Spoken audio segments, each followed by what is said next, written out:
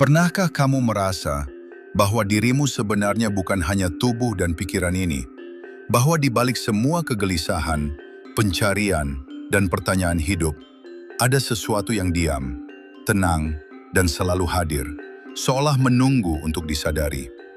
Di tanah Jawa, ada satu ajaran yang sering dibisikkan, tapi jarang benar-benar dipahami. Sebuah konsep yang begitu dalam, begitu halus, hingga banyak orang justru salah mengartikan maknanya. Manunggaling Kawula lan Gusti. Sekilas terdengar seperti penyatuan manusia dengan Tuhan.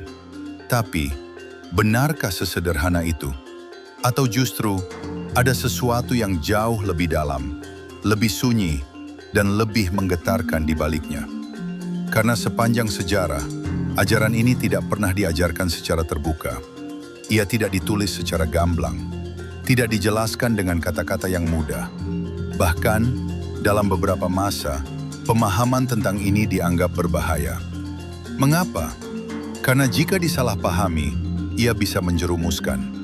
Tapi jika dipahami dengan benar, ia bisa mengubah cara seseorang melihat dirinya, hidupnya, bahkan Tuhannya.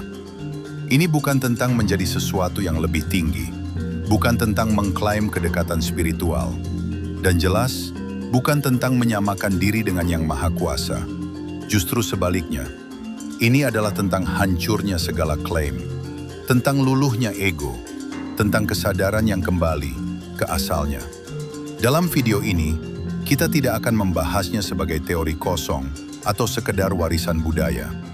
Kita akan menyingkap lapisan demi lapisan maknanya, mulai dari sejarah yang tersembunyi, filosofi yang sering disalahpahami, hingga bagaimana ajaran ini sebenarnya berkaitan langsung dengan kehidupan sehari-hari.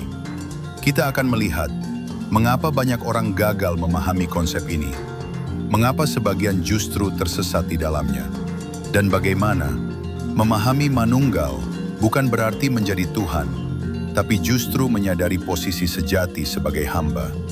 Karena mungkin yang selama ini kita cari di luar sebenarnya sedang menunggu di dalam. Dan pertanyaannya sekarang bukan lagi, apa itu Manunggaling Kawula lan Gusti?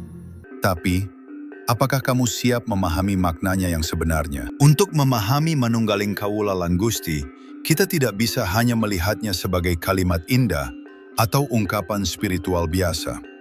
Ia lahir dari perjalanan panjang, pertemuan antara budaya, pengalaman batin, dan pencarian manusia akan makna terdalam hidupnya. Di tanah Jawa, jauh sebelum konsep ini dikenal luas, masyarakat sudah memiliki cara pandang yang unik tentang kehidupan. Mereka tidak melihat dunia sebagai sesuatu yang terpisah antara yang lahir dan batin, antara manusia dan yang maha ada. Segalanya dipandang sebagai satu kesatuan yang saling terhubung. Halus, tak terlihat, namun terasa. Ketika pengaruh luar mulai masuk, baik dari ajaran-ajaran spiritual timur, maupun nilai-nilai ketuhanan yang lebih terstruktur, terjadilah pertemuan yang menarik. Bukan benturan, melainkan peleburan. Nilai-nilai lama tidak hilang, tapi diperdalam.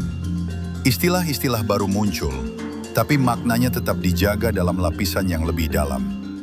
Disinilah konsep Manunggal mulai sering dibicarakan. Namun penting untuk dipahami, para leluhur tidak pernah mengajarkan ini secara sembarangan. Ada kisah-kisah tentang tokoh yang dianggap terlalu jauh dalam memahami konsep ini, hingga akhirnya disalahartikan oleh masyarakat. Kata-kata mereka dipotong, dimaknai secara lahiriah, lalu menimbulkan kontroversi. Sejak saat itu, banyak ajaran batin mulai disampaikan secara simbolik, melalui tembang, perumpamaan, atau laku hidup, bukan penjelasan langsung. Mengapa? Karena bahasa tidak cukup untuk menjelaskan pengalaman batin.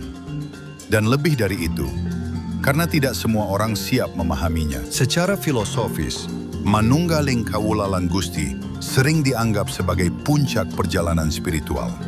Tapi ironisnya, banyak yang memahaminya secara keliru, seolah-olah manusia bisa menjadi Tuhan. Padahal dalam pemahaman yang lebih dalam, justru tidak ada menjadi di sana. Yang ada adalah kesadaran. Kesadaran bahwa selama ini, manusia hidup dalam ilusi keterpisahan.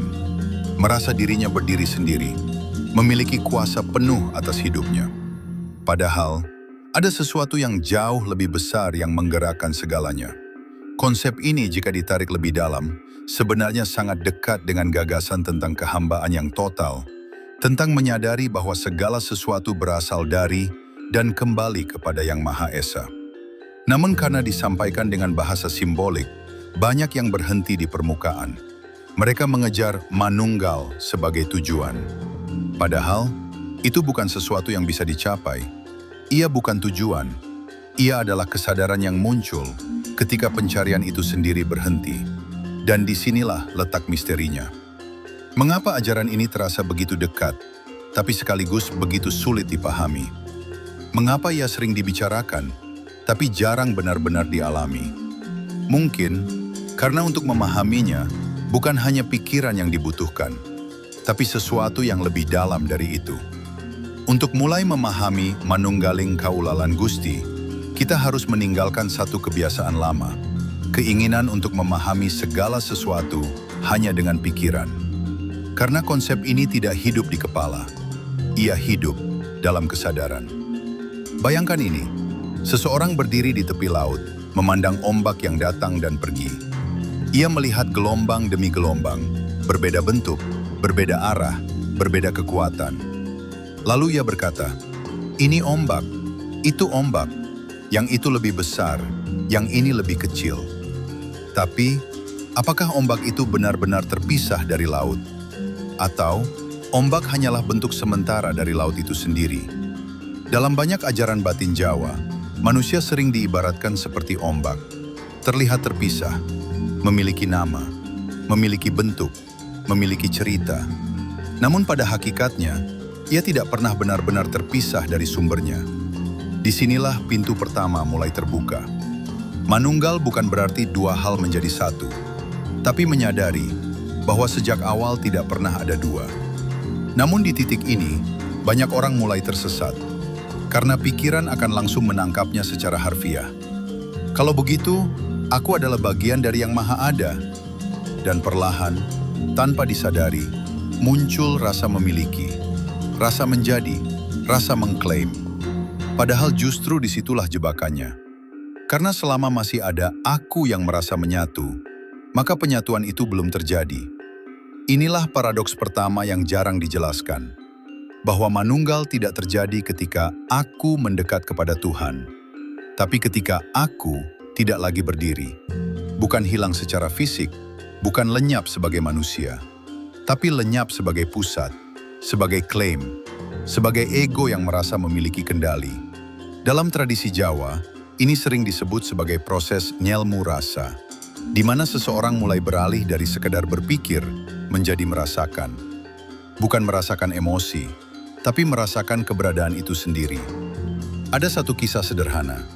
Seorang murid bertanya kepada gurunya, bagaimana cara mendekat kepada Yang Maha Ada? Sang guru tidak menjawab panjang lebar. Ia hanya berkata, berhentilah menjauh. Murid itu bingung, karena ia merasa tidak pernah menjauh. Ia berdoa, ia berusaha, ia mencari. Tapi justru, dalam semua usaha itu, ia terus bergerak keluar, mencari sesuatu yang sebenarnya tidak pernah pergi. Inilah inti yang sering tidak disadari, bahwa manusia tidak perlu mencapai penyatuan, karena tidak pernah benar-benar terpisah. Yang ada hanyalah kesadaran yang tertutup oleh lapisan demi lapisan. Lapisan keinginan, lapisan ketakutan, lapisan identitas, lapisan aku. Dan setiap kali seseorang terlalu melekat pada lapisan itu, ia semakin merasa jauh. Padahal bukan jaraknya yang berubah, tapi kesadarannya yang tertutup. Namun disinilah pertanyaan yang lebih dalam muncul. Jika memang tidak pernah terpisah, mengapa manusia merasa terpisah? Jika memang sudah dekat, mengapa harus ada perjalanan? Dan jika manunggal bukan sesuatu yang dicapai, lalu apa sebenarnya yang terjadi dalam pengalaman itu? Pertanyaan-pertanyaan ini akan membawa kita lebih jauh ke dalam lapisan yang lebih halus. Lapisan yang tidak lagi bisa dijelaskan dengan logika biasa, dan mungkin juga tidak nyaman untuk dihadapi. Sekarang kita masuk ke lapisan yang lebih dalam, di mana banyak orang mulai goyah. Karena di titik ini, pemahaman tidak lagi nyaman bagi ego. Jika sebelumnya kita melihat bahwa manunggal bukan tentang menjadi sesuatu, tapi tentang runtuhnya aku, maka pertanyaan berikutnya adalah, apa yang sebenarnya runtuh? Dan siapa yang menyadarinya? Disinilah letak rahasia yang jarang disentuh. Selama ini, manusia hidup dengan satu asumsi yang tidak pernah benar-benar diuji, bahwa aku adalah pusat dari segalanya. Aku yang berpikir, aku yang memilih, aku yang menjalani hidup ini. Tapi pernahkah benar-benar diam dan melihat bahwa pikiran datang tanpa diminta, perasaan muncul tanpa dikendalikan, bahkan napas berjalan tanpa perintah? Lalu, di mana sebenarnya posisi aku? Apakah ia pengendali atau hanya pengaku? Dalam kedalaman ajaran batin Jawa, ada pemahaman halus bahwa aku yang selama ini kita kenal bukanlah diri sejati. Ia hanyalah lapisan. Identitas yang terbentuk dari pengalaman, ingatan, dan persepsi. Dan selama manusia hidup di bawah kendali lapisan ini, ia akan selalu merasa terpisah, selalu merasa harus mencari, selalu merasa belum sampai. Disinilah banyak kesalahpahaman terjadi. Ada yang mengira manunggal adalah pengalaman mistis, melihat cahaya, merasakan energi, atau mengalami sesuatu yang luar biasa. Padahal itu semua masih terjadi pada lapisan pengalaman. Masih ada yang mengalami, masih ada aku yang berkata, aku merasakan ini, dan selama itu masih ada, maka itu belum menyentuh inti. Karena manunggal bukan pengalaman. Ia bukan sesuatu yang datang, lalu pergi. Ia bukan sensasi, bukan juga pencapaian spiritual. Ia lebih sunyi dari itu, lebih sederhana, lebih dekat. Tapi justru karena itu, sering terlewatkan. Ada satu perumpamaan lama. Seorang mencari air di tengah hujan. Ia berjalan jauh, membawa wadah, berharap menemukan sumber air yang jernih. Padahal, dari awal, ia sudah basah. Begitulah manusia mencari penyatuan. Mencari sesuatu yang sebenarnya tidak pernah hilang. Namun pencarian itu sendiri yang menutupi kenyataan. Lalu bagaimana dengan istilah kaula dan gusti? Apakah itu berarti dua hal yang berbeda? Di permukaan, ya, kaula adalah hamba. Gusti adalah yang maha menguasai. Ada batas, ada adab, ada kesadaran bahwa manusia bukan apa-apa tanpa kehendaknya. Dan disinilah keseimbangan yang sangat penting. Karena memahami manunggal tanpa kesadaran kehambaan bisa menyesatkan. Seseorang bisa merasa, aku adalah segalanya. Padahal itu bukan penyatuan. Itu hanya ego yang berubah bentuk, menjadi lebih halus, lebih spiritual, tapi tetap ego. Pemahaman yang benar justru membawa seseorang pada kerendahan yang dalam. Bukan merasa menjadi Tuhan, tapi menyadari bahwa tidak ada daya dan upaya tanpa yang maha ada. Tidak ada gerak tanpa izinnya. Tidak ada hidup yang benar-benar milik kita. Dan ketika kesadaran ini benar-benar jatuh, bukan hanya dipahami, tapi dirasakan, maka yang tersisa bukanlah kebingungan, bukan juga klaim, tapi ketenangan. Ketenangan yang tidak tergantung keadaan, karena tidak lagi bersandar pada aku. Di titik ini, seseorang masih hidup seperti biasa, masih bekerja, masih berinteraksi, masih menjalani dunia. Tapi ada sesuatu yang berbeda. Ia tidak lagi merasa sebagai pusat, tidak lagi merasa harus mengendalikan segalanya, tidak lagi terikat pada hasil. Dan tanpa disadari, itulah bentuk manunggal yang paling nyata. Bukan sesuatu yang terlihat, tapi sesuatu yang terasa.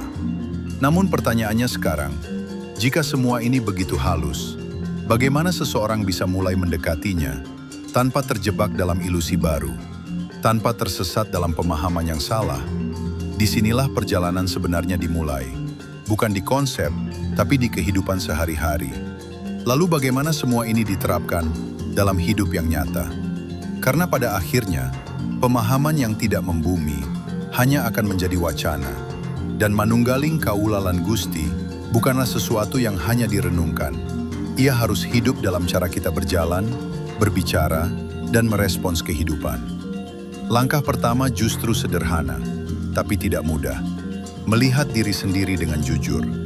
Bukan melihat siapa kita ingin menjadi. Bukan juga siapa kita di mata orang lain. Tapi melihat bagaimana aku bekerja setiap hari. Perhatikan saat kamu merasa tersinggung. Perhatikan saat kamu ingin diakui. Perhatikan saat kamu merasa paling benar. Di situ, aku sedang berdiri. Dan selama aku itu tidak disadari, ia akan terus mengendalikan arah hidup, bahkan dalam hal yang terlihat spiritual sekalipun. Inilah jebakan paling halus. Seseorang bisa terlihat tenang, terlihat bijak, terlihat dalam, tapi di dalamnya masih ada dorongan ingin dianggap sudah sampai. Padahal, itu hanya ego yang memakai pakaian baru. Langkah berikutnya adalah belajar, diam. Bukan sekedar tidak berbicara, tapi memberi ruang di dalam diri. Ruang di mana pikiran tidak selalu harus diikuti. Cukup dilihat, cukup disadari. Seperti awan yang lewat di langit, tanpa harus ditangkap. Disinilah perlahan seseorang mulai merasakan sesuatu yang berbeda. Bahwa tidak semua harus dikendalikan. Bahwa tidak semua harus direspon. Bahwa ada jarak antara kesadaran dan isi pikiran. Dan dari jarak itu, lahir ketenangan. Namun ada satu hal penting yang tidak boleh dilewatkan. Kesadaran kehambaan. Karena tanpa ini, praktik apapun bisa melenceng. Setiap kesadaran yang muncul bukan milik kita. Setiap ketenangan yang terasa bukan hasil usaha semata. Ada peran yang maha mengatur di balik semuanya. Maka sikap yang tumbuh bukanlah kesombongan halus, tapi kerendahan. Bukan merasa aku semakin dekat, tapi justru merasa aku tidak punya apa-apa. Dalam keseharian, ini bisa terlihat sangat sederhana. Saat berhasil, tidak berlebihan. Saat gagal, tidak hancur. Saat dipuji, tidak melambung. Saat disalahkan, tidak runtuh. Karena pusatnya tidak lagi di aku, tapi pada sesuatu yang lebih dalam, yang tidak tergoyahkan oleh keadaan. Namun perjalanan ini juga memiliki tantangan. Kadang seseorang akan merasa kosong, seolah kehilangan arah. Kadang muncul kebingungan, karena identitas lama mulai runtuh. Kadang juga muncul rasa takut, karena tidak lagi bisa bersandar pada kontrol yang biasa. Di titik ini, banyak orang mundur, kembali ke pola lama, kembali mencari pegangan di luar. Padahal justru disitulah pintu mulai terbuka. Kuncinya bukan melawan, bukan juga memaksa, tapi tetap sadar dan tetap rendah. Karena semakin dalam seseorang masuk ke pemahaman ini, semakin jelas bahwa tidak ada yang benar-benar bisa dilakukan. Yang ada hanyalah membuka diri, membiarkan, dan menyadari bahwa selama ini yang dicari tidak pernah benar-benar jauh. Pada akhirnya, manunggaling kaula lan Gusti bukanlah sesuatu yang bisa dibanggakan. Bukan pencapaian, bukan status, dan bukan pula pengalaman luar biasa yang bisa diceritakan dengan bangga kepada orang lain. Justru, semakin seseorang mendekat pada pemahaman ini, semakin ia menyadari satu hal yang sederhana tapi dalam, bahwa dirinya tidak pernah benar-benar memiliki apa-apa. Kita sudah melihat bagaimana konsep ini sering disalahpahami, dianggap sebagai penyatuan secara harfiah, dianggap sebagai menjadi sesuatu yang lebih tinggi. Padahal inti terdalamnya justru sebaliknya. Bukan meninggikan diri, tapi merendahkannya. Bukan menambah sesuatu, tapi melepaskan. Bukan menjadi, tapi berhenti merasa sebagai pusat. Dari sejarahnya yang tersembunyi, filosofi yang halus, hingga praktik dalam kehidupan sehari-hari, semuanya mengarah ke satu titik yang sama, kesadaran. Kesadaran bahwa hidup ini tidak berjalan oleh aku. Kesadaran bahwa segala sesuatu bergerak dalam kehendak yang lebih besar. Dan kesadaran bahwa posisi manusia bukan sebagai penguasa, tapi sebagai yang bergantung sepenuhnya. Di titik ini, hidup tidak lagi terasa seperti beban yang harus dikendalikan. Tidak lagi penuh kecemasan tentang hasil. Tidak lagi dipenuhi kebutuhan untuk selalu benar. Karena ada kepercayaan yang lahir dari dalam, bahwa apapun yang terjadi, tidak pernah lepas dari yang Maha Mengetahui. Dan dari situ, muncul ketenangan yang tidak dibuat-buat. Namun mungkin, pertanyaan yang paling jujur sekarang adalah ini. Jika selama ini yang membuat kita gelisah adalah aku, jika yang membuat kita merasa jauh adalah aku, maka apakah kita benar-benar siap melepaskannya? Bukan secara teori, bukan sekedar kata-kata, tapi benar-benar melihatnya saat ia muncul dalam kehidupan sehari-hari. Karena perjalanan ini tidak dimulai dari memahami konsep, tapi dari keberanian untuk melihat diri sendiri tanpa topeng. Dan mungkin, di dalam keheningan itu, di saat tidak ada lagi yang ingin diklaim, tidak ada lagi yang ingin dikuasai, disitulah sesuatu yang selama ini dicari, perlahan mulai terasa.